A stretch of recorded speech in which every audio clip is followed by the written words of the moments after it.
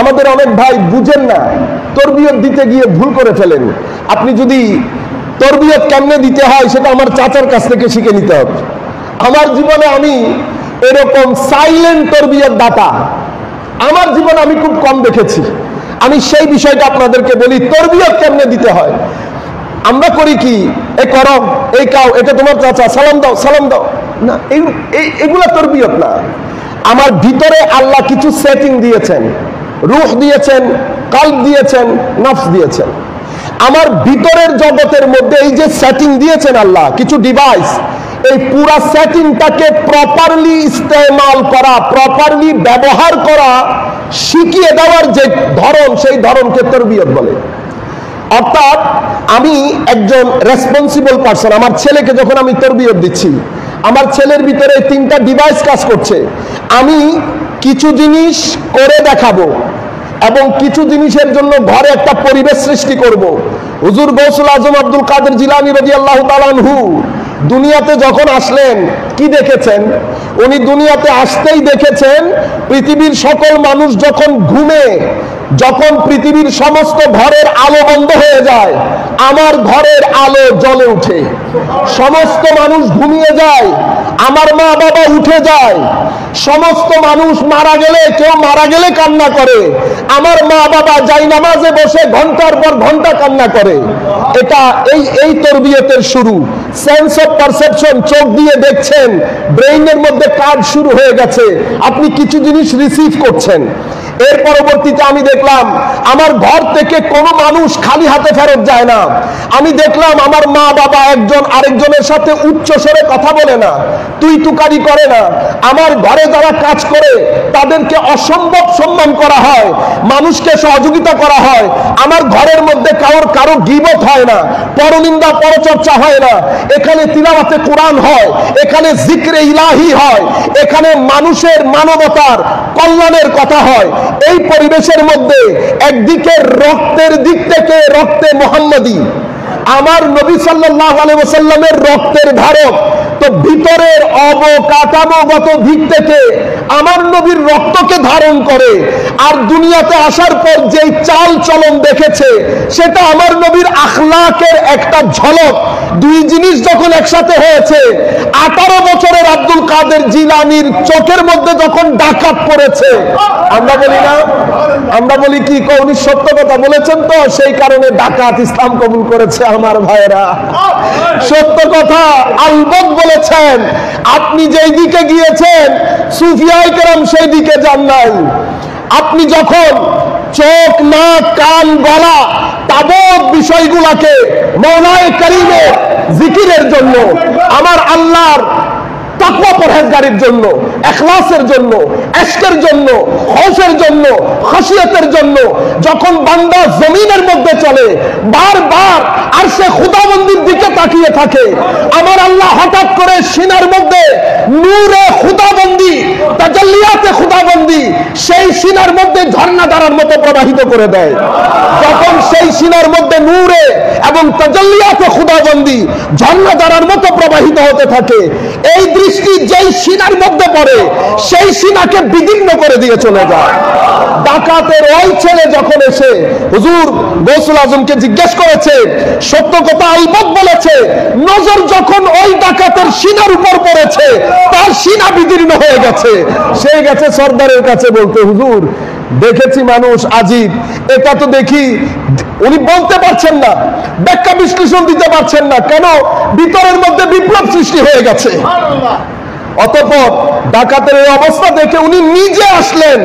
নিজে আসার সময় উনি আসছেন, হুজুর গৌসুল আজম তাওয়াজ্জুহে খুদাবন্দি দিয়েছেন, উনি আস্তে আস্তে সিনা বিদীর্ণ হয়ে গেছে। ফ্রান্সের একজন বিখ্যাত স্কলার, তার নাম ডক্টর জুফরে, ডক্টর জোফরে। উনি একটা বই লিখেছেন ফাস্টিং। ফাস্টিং, আমরা রোজাকে ইংরেজিতে ফাস্টিং বলি, কিন্তু এটা উনি আমাদের মুসলমানদের রোজা সম্পর্কে লেখেন নাই। উনি ফাস্টিং বলতে বুঝাতে চেয়েছেন দিনের একটা নির্দিষ্ট সময় পর্যন্ত না খেয়ে না পান করে থাকাকে। এটা উনি ওনার দীর্ঘ গবেষণার ফসল। ঘটনাচক্রে বইটা আমার পিডিএফ ফাইলে ছিল, এটা মুছে গেছে, এই বইটা আর উদ্ধার করতে পারি নাই। এত দারুণ একটা বই উনি লিখেছেন। উনি সেখানে ওনার গবেষণা দিয়ে পরে কনক্লুডিং রিমার্কস করেছেন, মানে উপসংহারে গিয়ে উনি বলছেন যে আমি আমার দীর্ঘ গবেষণার ফসলে আমি যেটা পেয়েছি সেটি হচ্ছে এই না খেয়ে থাকার যেই প্রবণতা, যেই রীতিনীতি, এটা শুধু মানুষের মধ্যে না, এটা সৃষ্টির অন্যান্য জীবজন্তু গাছপালার মধ্যেও পাওয়া যায়। উনি বলছেন আজীব বিষয় হচ্ছে না খেয়ে থাকার কারণে না কখনো কোনো গাছ মারা যায়, না কখনো কোনো জীবজন্তু মারা যান। এখানে উনি একটা টার্ম বলেছেন, আপনারা জানেন বিষয়টা, হাইবারনেশন। হাইবারনেশন হচ্ছে ওই বরফ আবৃত দেশে যেখানে বরফ বাড়ি হয় অতিরিক্ত, তো বরফ যখন পড়ে 2-3 মাস পর্যন্ত বরফ পড়ে, স্বাভাবিকভাবে পশু পাখি খাওয়া দাওয়া পাবে প্রত্যেকে, আপনার 5-6 ফিট তো বরফই থাকে। তো সাপ আরো বিভিন্ন জীবজন্তু পাহাড়ের উপরে গর্তে শুয়ে পড়ে। এই যে দীর্ঘদিন কখনো কখনো শুয়ে পড়ে 1 মাস ঘুমের মধ্যে থাকেন, কখনো 2 মাস, কখনো 3 মাস পর্যন্ত ঘুমের ভিতরে থাকেন, এটাকে হাইবারনেশন বলে। আপনারা গুগল করলেও পাবেন। তো উনি বলছেন আজীব বিষয় হচ্ছে সাপগুলা দীর্ঘদিন ঘুমায়, কিন্তু ঘুম থেকে যখন বরফ বাড়ি শেষ হয়ে যায়, আবার সূর্য উদিত হয়, আবার সবকিছু সুজলা সুফলা শস্য শ্যামলা হয়, সবাই ওই জায়গাগুলা থেকে নিচে নেমে আসে। উনি বলছেন আজীব বিষয় হচ্ছে খিদার কারণে কোনো জন্তু মারা যান না, বরং নব যৌবন নিয়ে তারা আবার পৃথিবীর জীবন যাপন করা শুরু করে। তো উনি বলছেন আমি মানুষকে বলবো, উনি যেহেতু খ্রিস্টান ধর্মের লোক ছিলেন, তো খ্রিস্টানরা আগে নাকি 3-4 মাস রোজা রাখতেন, এটা একেবারে প্রথম যুগের খ্রিস্টানরা করতেন। তো উনি বলছেন আমি সাধারণ মানুষকে বলবো বছরে 80 দিন অন্তত রোজা রাখতে, আমি যদি ভুলে না যাই এক্সাক্ট ফিগারটা। তো বলেন যে রোজা রাখার কারণে যেটা হবে 7 উইকস, রোজা রাখার কারণে যেটা হবে উনি বলছেন প্রায় 80 ধরনের অসুস্থতা, সিকনেস, ডিজিজেস এমন আছে যেই সিকনেস ডিজিজেস গুলা থেকে আপনি কোনো ওষুধপত্র সেবন করা ছাড়া আপনি আরোগ্য লাভ করবেন শুধুমাত্র না খেয়ে থাকার কারণে। আমি এই কথাটা আপনাদেরকে বললাম, আমার কিছু অত্র বিশ্ববিদ্যালয়ের ছেলেরা এখানে আছেন, আমি এই জন্য এই কথাটা দিয়ে শুরু করলাম। সম্মানিত উপস্থিতি, মাওলাই করিম আমাদের হেদায়েতের জন্য আল্লাহ রাব্বুল আলামিন আমাদেরকে আলো তথা নূরের 3টা ঝর্ণা দ্বারা আল্লাহ আমাদেরকে দান করেছেন। 3টাই নূর, একটা নূরে মুহাম্মদী, মুহাম্মদ রাসূলুল্লাহ সাল্লাল্লাহু আলাইহি ওয়াসাল্লাম, আর একটা পবিত্র কুরআন। এই ক্ষেত্রে আমার আল্লাহ বলেছেন কদ জাআকুম মিনাল্লাহি নূর, কোরআনের ব্যাপারে আল্লাহ বলেছেন ওয়ালাকাদ আনজালনা ইলাইক নূরাম মুবিনা। কোরআনে পাককে নূর বলেছেন, মুহাম্মদ রাসূলুল্লাহ সাল্লাল্লাহু আলাইহি ওয়াসাল্লামকে নূর বলেছেন। আরেকটা নূর আল্লাহ আমাদের ভিতরে দান করেছেন, সেটা আকল, বিবেক, বুদ্ধি, জ্ঞান, ব্রেইন, যেটা আপনি বলেন। তাইলে 3 ধরনের নূর আল্লাহ রাব্বুল আলামিন আমাদেরকে দান করেছেন। 3 ধরনের নূরের প্রয়োজন কেন হলো? সম্মানিত উপস্থিতি আমার ভাইরা, আমাদের এখানে আমাদের দুনিয়া 2টা, দুনিয়া বলতে আমি এই দুনিয়ার কথা বলছি না, আমাদের থাকার জায়গা 2টা। একটাকে আমরা ফিজিক্যাল ওয়ার্ল্ড বলি, আরেকটাকে আমরা মেটাফিজিক্যাল ওয়ার্ল্ড বলি। একটা পর্দার বাইরে, আরেকটা পর্দার অন্তরালে। পর্দার বাইরের যে বিষয়, সেই বিষয়গুলোর জন্য আমাদের অন্য কোনো কিছুর প্রয়োজন হয় না। মাওলাই করিম আমাদেরকে যে বিবেক, বুদ্ধি, ব্রেইন দিয়েছেন, এটা দিয়ে আমরা অনেক দূর যেতে পারি। অলরেডি আমরা অনেক দূর চলে গেছি। আপনি দেখেন পৃথিবীতে কিছু সৃষ্টি আল্লাহর এমন আছে যারা বাড়েও না, নাড়াচাড়াও করতে পারে না। পাথর অনেক শক্ত, কঠিন, রক যেটাকে আপনারা বলেন, নাড়াচাড়াও করে না, আবার বাড়েও না। কিছু সৃষ্টি এমন আছে যারা মুভ করে, মানে বাড়ে, যেমন গাছপালা। গাছপালার বিষয় হচ্ছে মুভ করতে পারে না, কিন্তু বাড়তে পারে। আবার হাইওয়ান আছে, জীবজন্তু, তারা বাড়ে, মুভমেন্টও করে। কিন্তু এই তিনটা জগৎ যদি আপনি দেখেন, এই তিন জগতের কোন জগতের মধ্যে কথাবার্তা হয় না, গবেষণা হয় না। মানুষ কোনো কিছুর মধ্যে ডেভেলপমেন্ট আনতে পারে না, চিন্তা চেতনা হয় না। শুধুমাত্র ইনসান, যাদেরকে আল্লাহ আকল দান করেছেন, তারা বাড়ে, মুভ করে, ডেভেলপ করে। আপনি যদি ময়না পাখির বাসা দেখেন, সেই যুগ যুগ ধরে ময়না পাখির বাসার ধাঁচ, আকৃতি, প্রকৃতি, গঠন কোনো পরিবর্তন হয় নাই। কিন্তু আপনি যদি ইনসান, মানুষে শুধুমাত্র মসজিদের আর্কিটেকচার দেখেন, forget about last 12-1300 years, if আপনি যদি 50 years দেখেন, last 50 years, আপনি যদি একটা গবেষণা করেন আর্কিটেকচারাল ডেভেলপমেন্ট লাস্ট 50 years এর মধ্যে শুধুমাত্র মসজিদ, আপনি it will be amazing for you যে এত আজীব পরিবর্তন এই জায়গার মধ্যে সাধিত হয়েছে। কিসের মাধ্যমে? ব্রেইনের মাধ্যমে। মাওলাই করিম এই অসাধারণ জিনিসটা আল্লাহ ইনসানকে দান করেছেন, কিন্তু ইনসান এই অসাধারণ জিনিস নিয়ে ধারে ধারে ঘুরে কিছু প্রশ্নের উত্তর ইনসান করতে পারে না। ইনসান নিজেকে নিজে দেখে, হার্ট সার্জারি করে, অপারেশন করে, আরেকটা হার্ট লাগায়, কিন্তু কি জিনিস বের হয়ে গেলে মানুষ মরে যায়, আমি বলি মারা গেছে, ডেথ বলি। এবং যেটা বের হয়ে গেছে, হাউ ইট লুকস লাইক, আমরা জানি না। কিন্তু এবং কিছু মৃত্যুর সময় এমন হয় যে আমাদের কোনো কিছু বলার থাকে না, আমরা শুধু বলি সুইচ অফ ডেথ, মানে একজন সুইচ অফ করে দিয়েছে, নিচে এই ব্যক্তি পড়ে গেছে। এখানে অন্য কোনো ব্যাখ্যা বিশ্লেষণ নাই, আমার চিন্তা এখানে কাজ করে না। কবরের পরে আমি আমার মাকে রেখে চলে আসছি, আমার কবরের মধ্যে আমার ভিতরে শত প্রশ্ন। এই পিঁপড়ার মধ্যে, বিচ্ছুর মধ্যে আমার মাকে রেখে চলে যাচ্ছি। কোথায় যাচ্ছি, কেন যাচ্ছি, আমার মা কোথায় যাচ্ছেন, কেন যাচ্ছেন?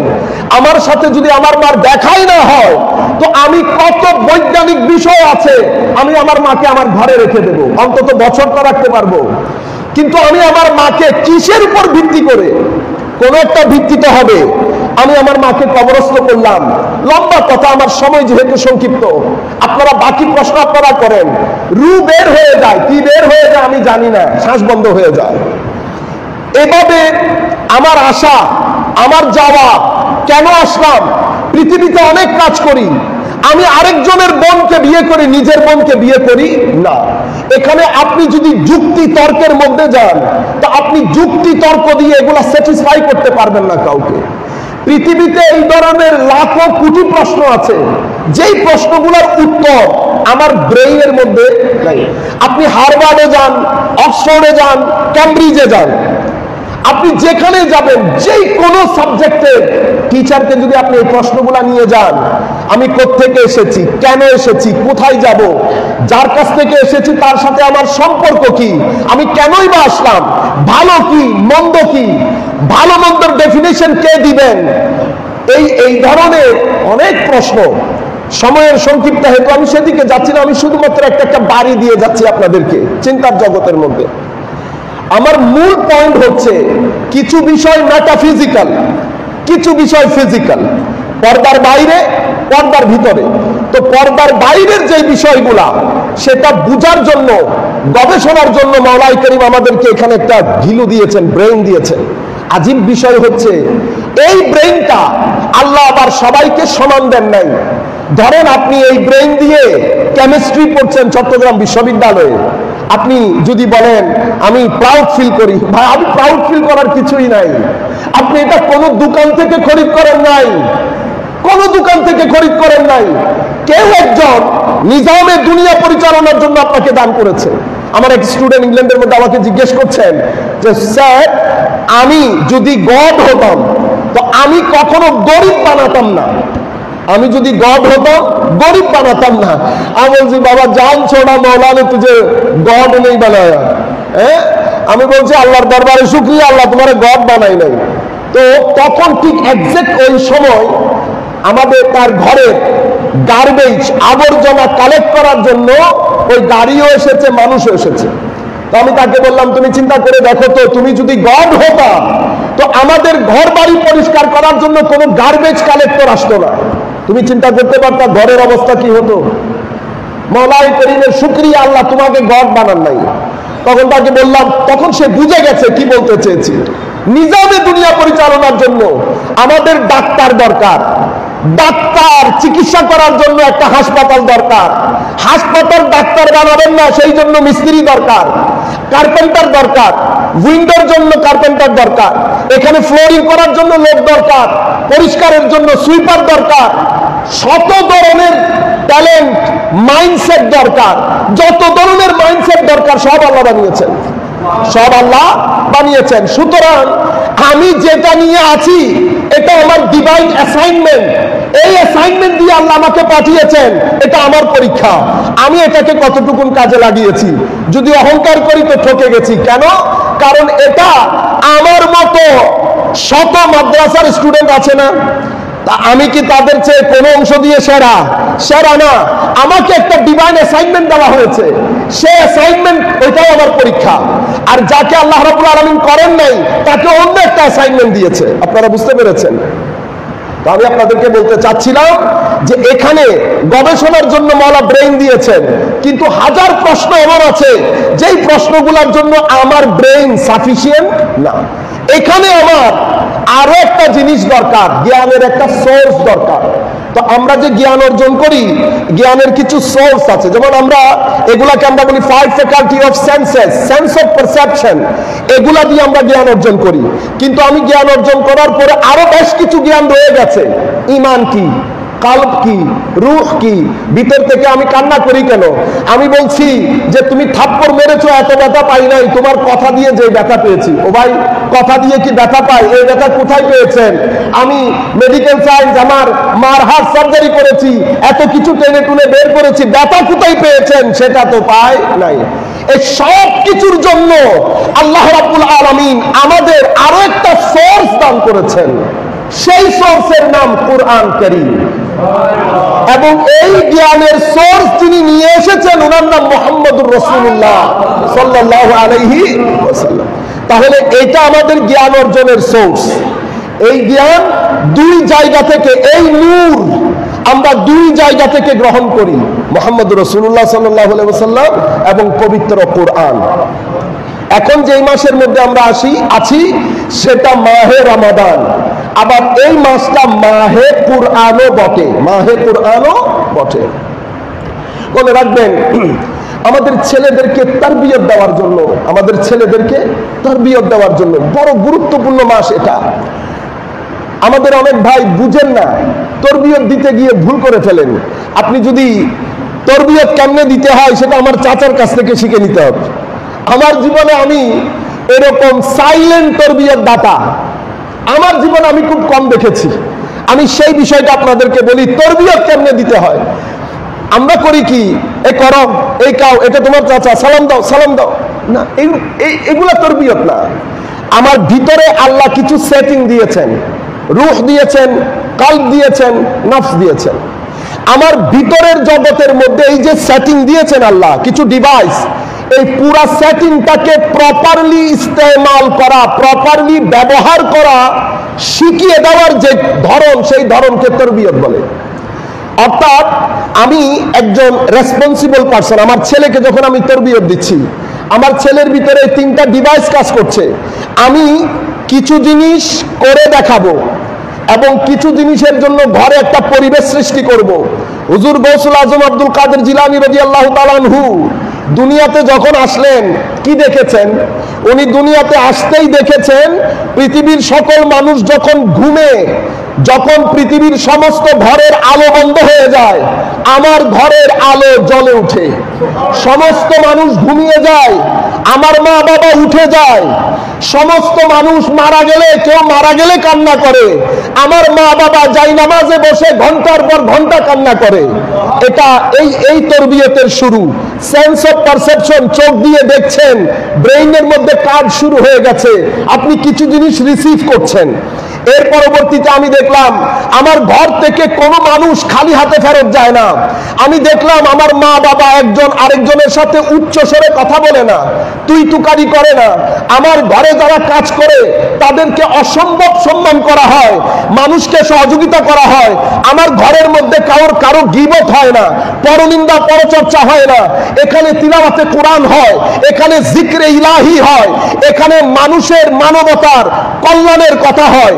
এই পরিবেশের মধ্যে একদিকে রক্তের দিক থেকে রক্তে মুহাম্মাদি, আমার নবী সাল্লাল্লাহু আলাইহি ওয়াসাল্লামের রক্তের ধারক, তো ভিতরের অবকাঠামোগত দিক থেকে আমার নবীর রক্তকে ধারণ করে। আর দুনিয়াতে আসার পর যেই চাল চলন দেখেছে সেটা আমার নবীর আখলাকের একটা ঝলক। দুই জিনিস যখন একসাথে হয়েছে, 18 বছরের আব্দুল কাদের জিলানীর চোখের মধ্যে যখন ডাকাত পড়েছে, আমরা বলি না, আমরা বলি কি উনি সত্য কথা বলেছেন, তো সেই কারণে ডাকাত ইসলাম কবুল করেছে। আমার ভাইরা, সত্য কথা আলবত বলেছেন। আপনি যেই দিকে গিয়েছেন সুফিয়ায়ে কেরাম সেই দিকে যান নাই।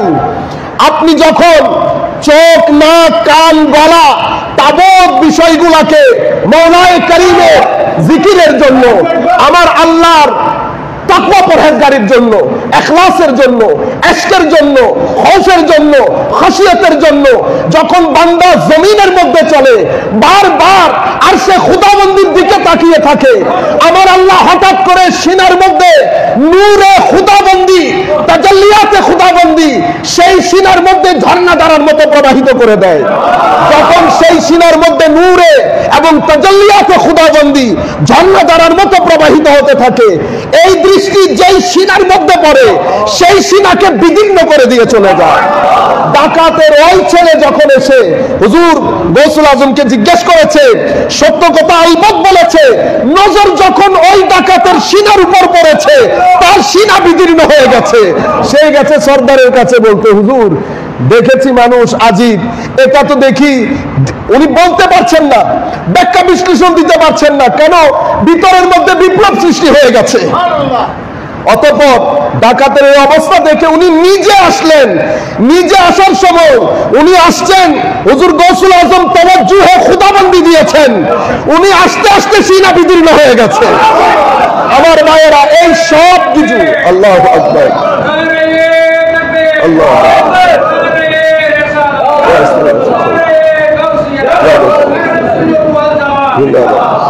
এই তাবৎ জিনিসগুলো আমার ভাইরা হয়। এই জন্য হাদিসে পাকের মধ্যে আমার নবী বলেছেন, মুমিনের ফেরাসত থেকে বেঁচে থাকতে, ইত্তাকু মিন ফেরাসাতিল মুমিন ফাইন্নাহু ইয়ানজুরু বিনূরিল্লাহি আযজা ওয়া জাল।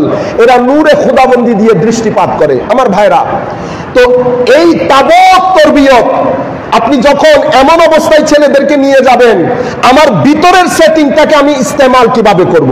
আমাকে যে একটা রেসপন্সিবিলিটি দেওয়া হয়েছে, আমার যে ইচ্ছা শক্তি দেওয়া হয়েছে, আমি কি লোভের দিকে যাব না আমার হকের দিকে যাব? আমি শ্লীলতার দিকে যাব না অশ্লীলতার দিকে যাব? আপনি তরবিয়ত দিয়ে 13 বছরের ছেলেকে এই আন্দাজে পৌঁছাইতে হবে যখন সে বুঝতে পারবে আমি কোন কাজটা করা প্রয়োজন। যদি এর বাইরে শ্লীলতা থেকে অশ্লীলতার দিকে চলে যায়, তো ডেফিনেটলি তার ইনার সেলফ থেকে একটা প্রটেস্ট হইতে হবে, যেটাকে আমরা বলতে পারি ইনার প্রটেস্ট। ইনার প্রটেস্ট মানে কমফোর্ট ফিল করছি না, দূর এটা কি করলাম, কেন এই রিকশাওয়ালার মুখে একটা থাপ্পড় দিয়ে দিলাম। এই যে থাপ্পড় তো দিয়ে দিয়েছেন, দিস ইজ ইওর অ্যাকশন। আপনি যখন ঘরে আসতেছেন, আপনি ভিতর থেকে যদি প্রটেস্ট ফিল না করেন, আনকমফোর্ট ফিল না করেন, তো আপনার ভিতর আর হাইওয়ানের ভিতরের মধ্যে কোনো ফারাক রইল না। ইনসান তো তাকে বলে যে ব্যক্তি হাতের ব্যবহারের মধ্যে যদি ভুল করে, ইনার প্রটেস্ট হতে হবে। চোখের ব্যবহারের মধ্যে যদি ভুল হয়, চোখ যেই কারণে দেওয়া হয়েছে, ফেসবুক, টুইটার, ইউটিউব, আপনারা যুবকরা বুঝে যান, আমরা যেই কারণে ইউজ করছি, ভিতরে যদি ইনার প্রটেস্ট না হয়, তাহলে বুঝতে হবে তরবিয়ত হয় নাই। তরবিয়ত হচ্ছে সেটিং গুলাকে প্রপারলি ইউজ করব, যদি মিস ইউজ হয় একটা ইনার প্রটেস্ট হবে, এটাকে তরবিয়ত বলে। এটা প্রথম জিম্মাদারি মা বাবার। অতঃপর শিক্ষা প্রতিষ্ঠান, আর কিছু জিম্মাদারি এবং কিছু কাজ উলামায়ে রব্বানির মাধ্যমে হয়। এই যে হুজুর গৌসুল আজম যে কাজ করেছেন, ওই তাওয়াজ্জু, এটা নসল দর নসল উলামায়ে রব্বানির মাধ্যমে পৃথিবীতে ছড়িয়ে ছিটিয়ে পড়েছে। মওলাই করিম অনেক আম্বিয়ায়ে কেরাম আল্লাহ পাঠিয়েছেন, মুজিজা দান করেছেন। মুজিজা, যত নবীকে মুজিজা দিয়েছেন, এই মুজিজাগুলোকে আমরা হিসসি বলি। হিসসি মুজিজা বলতে এটা এমন একটা ঘটনা, আপনারা জানেন, যেই ঘটনা কেউ করে দেখাতে পারে না, যেটা প্রাকৃতিক নিয়ম বহির্ভূত, যেটাকে আমরা বলি ন্যাচারাল ল ফলো করে না। আগুনের ন্যাচারাল ল হচ্ছে পুড়িয়ে ফেলা, আগুন যদি না পুড়ে মুজিজা হয়ে গেছে, এটাকে মুজিজা বলে। আল্লাহ অসংখ্য আম্বিয়া ইকরামকে মুজিজা দিয়েছেন। মুসা আলাইহিস সালাম বলেন, ঈসা আলাইহিস সালাম বলেন, যার যার যুগের চাহিদা অনুযায়ী, ডিমান্ড অনুযায়ী আল্লাহ ওই মুজিজা দান করেছেন। এগুলা হিসসি মুজিজা। যেমন হযরতে মুসা আলাইহিস সালাম লাঠি ফেলেছেন, সাপ হয়ে গেছে। এই মুজিজাটা আমাদের জন্য কিন্তু মুজিজা না, এই মুজিজাটা যারা দেখেছে তাদের জন্য মুজিজা। এই জন্য এগুলাকে আমরা আরবিতে বলি হিসসি। সেন্স দিয়ে যারা দেখেছে, তারা বুঝেছে, আমরা শুনেছি। আমরা নবী হিসেবে আলবত বিশ্বাস করি, যেহেতু কোরআনে পাকের মধ্যে এসছে। আমাদের জন্য তো বিশ্বাস না করলে আমরা কাফের হয়ে যাব। কিন্তু আপনি হার্ভার্ড বিশ্ববিদ্যালয়ে আমি যদি যাই, আমি এটাকে মুজিজা হিসেবে দেখাতে পারবো না। কেন? উনি বলবেন এটা if you believe in Moses, that's why this is mu'jiza or miracle for you. For me, as far as I am concerned, I do not consider it as mu'jiza. Show me something else. Knowledge. এখন আমি বললাম ঈসা আলাইহিস সালামের কথা, উনি বলছেন এটা হিসসি জিনিস, যখন সংগঠিত হয়েছে তখন মুজিজা। এখন আমি এটা বিশ্বাস করি না। আমার নবীকে আল্লাহ দুই ধরনের মুজিজা দিয়েছেন, হিসসি, মানবী। হিসসি ইশারা করেছে চন্দ্র দ্বিখণ্ডিত হয়ে গেছে, ইশারা করেছে গাছ এসে আমার নবীর দরবারে আসে, আমার নবীকে দেখে উট সিজদায় পড়েছে, এগুলা হিসসি। যারা দেখেছেন মুজিজা, আমরা আমার নবীর গোলাম হিসেবে আমরা বিশ্বাস করি, কিন্তু আরেকজন বিশ্বাস করবে না। আমার কাছে আজীব বিষয় হচ্ছে, আল্লাহর নবীকে আল্লাহ কোরআনের আকৃতিতে আরো একটা মুজিজা দান করেছেন, এবং এমন একটা মুজিজা যেই দিন নাজিল হয়েছে সেদিনও মুজিজা। আজকের দিনে যখন আমি হার্ভার্ডে গিয়ে টেবিলের মধ্যে দিয়ে বললাম মুজিজা, পারলে ঠেকান, পারলে ঠেকান, আজকের দিনও মুজিজা, হার্ভার্ডের টেবিলেও মুজিজা, কিয়ামত পর্যন্ত মুজিজা। সেই কারণে রুয়ে জমিনের মধ্যে একমাত্র কিতাব, যেই কিতাব শুরু দিয়েই বলছে জালিকাল কিতাব, আল কিতাব মানে a comprehensive book, এটা মাঝখানে রেখে এখানে যত বিষয় আসলে বর্ণিত হয়েছে, চাই বিজ্ঞান হোক, সমাজের কোনো বিষয় হোক, আইনের কোনো বিষয় হোক, মোরালিটির কোনো বিষয় হোক, এথিক্স হোক, ভাষা শৈলী হোক, বালাগাত ফাসাহাত হোক, যেই চ্যানেল দিয়ে আপনি ঢুকবেন, আল্লাহ বলছে জালিকাল কিতাব, এটা একটা পরিপূর্ণ কিতাব। আপনি পৃথিবীর গ্রন্থের মধ্যে কেমিস্ট্রিতে কেমিস্ট্রি বিষয় আলোচিত হয়, ফিজিক্সে ফিজিক্সের বিষয় আলোচিত হয়। কোন ফিজিক্সের বই কিনে আপনি ইকোনমিক্স শিখতে পারবেন না, কিন্তু এটাকে বলা হয়েছে আল কিতাব। এটাকে আপনি আমার শ্রদ্ধাভাজন উস্তাদ হুজুর সৈয়দি শাইখুল ইসলাম ডক্টর তাহরুল কাদরি কিছুদিন আগে উনি একটা গ্রন্থ রচনা করেছেন, এনসাইক্লোপিডিয়া অফ কুরআনিক নলেজ। 7-8 খণ্ডের কিতাব তুর্কি থেকে ছাপানো হয়েছে। সেখানে উনি 24,000 জ্ঞান, কত 24,000 জ্ঞানকে কোরআনের আয়াত দিয়ে প্রমাণিত করেছে। 1-2 না, 24,000 জ্ঞান। তাহলে 24,000 জ্ঞানের জন্য কোরআন মুজিজা। আপনি যে দিক থেকে ঢুকবেন মুজিজা। আর কি বলছে? লা রাইবা ফি। আমেরিকার একজন দার্শনিক বলছেন, আমি এটা পড়ার পর আমার বুঝে আসছে না শুরুতে কেমনে এটা বলে দেওয়া হয় লা রাইবা ফি, এই কিতাবের মধ্যে কোনো সংশয় নাই, আপনি যেই চ্যানেল দিয়ে ঢুকেন না কেন। আমি আপনাদেরকে বলতে চাচ্ছিলাম, তো এখন মুজিজা কেন মুজিজা আমি যখন রাখলাম, তো ওনাকে বলছি আমি এটাকে এটা দারুণ একটা স্টাডি, মাদ্রাসার ছেলেদেরকে আমি অনুরোধ করব, আপনারা এজাজুল কোরআন গুগলের মধ্যে যদি লিখে দেন, এজাজুল কোরআনের অনেক কিতাব আপনারা পাবেন। আল্লাহর ওয়াস্তে একটু পড়তে হবে। আমরা পড়ালেখাও কমিয়ে দিয়েছি, সিজদা দেওয়াও কমিয়ে দিয়েছি।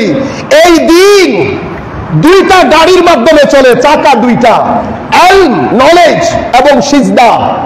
সিজদা না দিলে আখলাক গঠিত হয় না। মনে রাখবেন, যেই জাতি পৃথিবীতে যখন বড় হয়েছে দুইটা জিনিসের বলে বলিয়ান হয়েছে, সভ্যতা গড়েছে, নেতৃত্ব দিয়েছে, জ্ঞান এবং চরিত্র। আপনি জ্ঞান এবং চরিত্র ছেড়ে দিয়ে যদি আপনি চান আপনি বড় হবেন, এই মহালাস আপনি পারবেন না। যেই কোনো ধরনের জ্ঞান, যেই কোনো ধরনের জ্ঞান, আমরা জ্ঞান এবং চরিত্র দুটাই হারিয়ে বসে আছি। আমাদের মিম্বর থেকে আমরা সেই জিনিসগুলো মানুষ পর্যন্ত পৌঁছাইতে পারছি না। আপনি দেখেন, এই কিতাব আমি ওনাকে বললাম যে এটার প্রথম ভাষা হচ্ছে আরবি। এখন ভাষাগতভাবে কোরআন কেন মুজিজা, এটা আরবি ভাষাভাষী বলতেই বুঝবে। আমি যদি শুধু তার কাছে সূরা ফাতিহা পড়ি, সে চোখ বন্ধ করে বলবে এটা কোনো মানুষের হতে পারে না, এটা কোনো মানুষের হতে পারে না। ভাষাগত দিক থেকে সাধারণ মানুষ বোঝার জন্য একটা কথা বলবো শুধু। পৃথিবীতে বর্তমানে যে কয়েকটা ভাষা আছে, 3000 হোক, 4000 হোক, 4200 হোক, সকল ভাষার মধ্যে পরিবর্তন এসেছে, সকল ভাষা পরিবর্তন হয়েছে। আপনি হিন্দি ভাষায় যান, উর্দু ভাষাতে যান, ইভেন ইংরেজি ভাষা, চৌসারিয়ান ইংলিশ 3 থেকে 350 বছরের আজীব পরিবর্তন সাধন হয়েছে। চৌসারিয়ান ইংলিশ বোঝার লোক বর্তমানে অক্সফোর্ডেও নাই। আমি শুনেছি 2007 থেকে 10 পর্যন্ত নাকি 3 জন প্রফেসর এমন ছিলেন যারা চৌসারিয়ান ইংলিশ 350 বছর হয় না, এখনো 400 বছর করে নেন, মানে 400 বছর আগের ইংরেজি বুঝার প্রফেসর বর্তমান এই সমাজে নাই। উর্দুর দিকে যান, আল্লামা ইকবাল বুঝার লোক পাকিস্তানি স্কলারদের মধ্যে আপনি খুব কম পাবেন। 3 সপ্তাহ আগে একজন লোক মারা গেছে, এই পৃথিবীতে একটা ভাষা শুধু উনি জানতেন, আর কেউ জানতেন না। আমি আপনাদেরকে বুঝাতে চাচ্ছি সকল ভাষার মধ্যে পরিবর্তন হয়েছে। আপনি আমাদের বাংলা ভাষায় দেখছেন না কি পরিমাণ পরিবর্তন হয়ে গেছে। আমাদের যারা 60-50-এর দশকে ম্যাট্রিক পাস করেছেন, ওনাদের কাছে যখন আমরা চিঠি বাংলাতে নিয়ে যাই, ওনারা দেখেন আর হাসেন, পারে না ছিঁড়ে ফেলে দিতে, কারণ ওনাদের দৃষ্টিতে এটা আবর্জনা, আমার দৃষ্টিতে এটা বাংলা ভাষা। এই পরিমাণ পরিবর্তন রুয়ে জমিনের মধ্যে একমাত্র ভাষা যেটার মধ্যে কোনো পরিবর্তনই আসে নাই, কোন ভাষা? আরবি ভাষা। আমার নবী যদি কাশ আজকে দুনিয়ার হায়াতের মধ্যে থাকতেন, আমার নবী যদি এখানে আসতেন, হায় হায় হায়, আমার নবী যদি আসতেন, আমার নবী যদি দাঁড়িয়ে আমাদেরকে খেতাবত করতেন, আল্লাহর ইজ্জতের কসম, যারা আরবি জ্ঞান রাখে তারা আমার নবীর শুরু থেকে শেষ পর্যন্ত কথা সব বুঝতো। 300 বছর আগের চাউসার যদি ইংরেজিতে বলে আমি বুঝতেছি না। দাই সেলফ মাই সেলফ কে বুঝবে? আপনি বুঝবেন। ইউসুফ সাহেব একটা কোরআনের ট্রান্সলেশন করেছেন দাই সেলফ মাই সেলফ দিয়ে, আমাদের ঠেলাঠেলি লেগে যায়। আপনারা সাধারণ মানুষ যারা, তাদের বোঝার কোনো উপায় নাই। কিন্তু আরবির মধ্যে এই পরিবর্তন আসে নাই, কারণ এটা আল্লাহর কিতাব। আখেরি কথা বলে যেহেতু আমাদের সময় শেষ, সম্মানিত উপস্থিতি, এজাজুল কোরআন, কোরআনে পাক, তো আমি হারবাদকে গিয়ে বলছি এটা আমার কোরআন। আমার কোরআন বলছে ওয়া ইন কুনতুম ফি রাইবিন মিনাল বাস ফা ইন্না খালাকনাকুম মিন তুরাব। আমার কোরআন বলছে তুমি যদি পরকাল বিষয়ে সংশয় রাখো তো পরকাল তো তুমি গবেষণা করতে পারবে না, কারণ এটা তোমার গবেষণার বাইরে। যেটা তুমি গবেষণা করতে পারবে সেটা তোমাকে বলছি। আমার আল্লাহ বলছেন, মনে রাখবা বান্দা, আমি তোমাকে কিন্তু মাটি দিয়ে সৃষ্টি করেছি। তোমার কেমিক্যাল কনস্টিটিউশন শুরুটা আমি মাটি দিয়ে করেছি, অতঃপর তোমার বায়োলজিক্যাল কনস্টিটিউশন আমি একটা সিঙ্গেল ড্রপ অফ ওয়াটার থেকে করেছি। কোরআন stage by stage, stage by stage যে আন্দাজে বলেছেন, ডক্টর কিট মুর বলছে 80-র দশকে গিয়ে, আমি অবাক হয়ে গেলাম কোরআন মাতৃগর্ভের সন্তানের ব্যাপারে এত অ্যাকিউরেট বর্ণনা কিভাবে দিল। আমার বুঝতে বাকি রইল না এটা মুহাম্মদ সাল্লাল্লাহু আলাইহি ওয়াসাল্লামের লিখিত কিতাব হতে পারে না। তো আমি ওনাকে বলছি, দেখেন আপনি বর্তমানে জানতে পেরেছেন, আপনি সিম্পল আমাকে একটা উত্তর করেন, কোরআন এই কথা 1400 বছর আগে কেমনে বললো? আপনি এটাকে ভুল প্রমাণ করেন, আপনি এটাকে এই চ্যালেঞ্জ গ্রহণ করেন। সেই কারণে কোরআন বলছে আমার ব্যাপারে সন্দিহান হলে আমাকে চ্যালেঞ্জ করো, আমাকে তুমি পরীক্ষা করো, দুনিয়ার সবাইকে একত্রিত করো, সকল গবেষক একত্রিত করো, তুমি আমাকে আমার এক আয়াতকে তুমি ভুল প্রমাণিত করে দেখাও। আর কি এমন একটা কোরআনের হামেল হয়ে আমরা লেখাপড়া ছেড়ে দিয়েছি।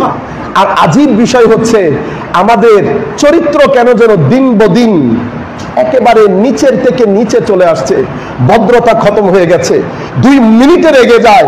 এমনিতে আমি দেখছেন না পায়জামা কত কিছু, এই বাইরে গিয়ে একজন রিক্সা ড্রাইভারের সাথে ভাড়ার একটু মতের অমিল হলে তুই তুকারি অতপর আরো কত কিছু করি।